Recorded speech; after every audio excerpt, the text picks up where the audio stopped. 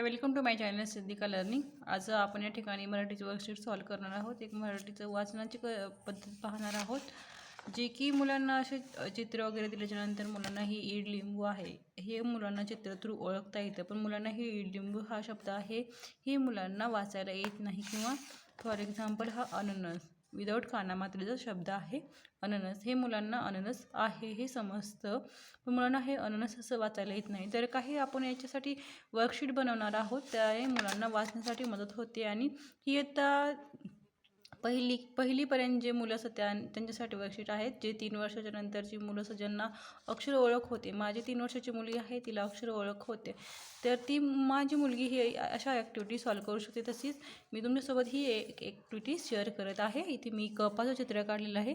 इथे कसे मुलांना तुम्ही वाचल्यानंतर इथे कप असं मुलांना जोड्या लावायला शिकवू शकता। ही एक ॲक्टिव्हिटी तुमच्यासाठी महत्त्वाची वाटली म्हणून मी तुमच्यासोबत शेअर करत आहे। घर असं मुलांना तुम्ही जोड्या लावण्यासाठी देऊ शकता। पुढे आहे ओठ,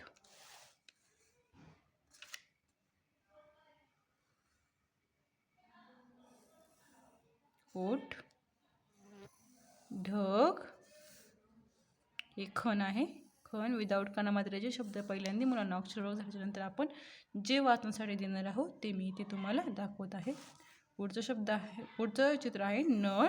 हे नळ चित्र ओळखून मुलांना अक्षरांना जोड्या लावायचे आहेत। हे आहे वडाचं झाड, इथे वड। पुढची ॲक्टिव्हिटी दिलेली आहे, 3 अक्षर शब्द दिले आहेत, मी इथे 3 अक्षर शब्दांच्या जोड्या लावायच्या आहेत चित्रासोबत। पहिलं मी इथं गवत काढलेलं आहे, गवताला जोडी लावायची आहे। खूप सोपं आहे। जेव्हा मुलं ही अक्षर पाहणार गवत आणि चित्र पाहून त्याला बरोबर जोडी लावणार आहे। पुढे आहे फणस, हे फणसाचं चित्र आहे आणि फणस हा शब्द आहे। कमळ, पुढे बदक, पुढे हरिण। अशा प्रकारचे मी इथे वर्कशीट बनवलं आहे।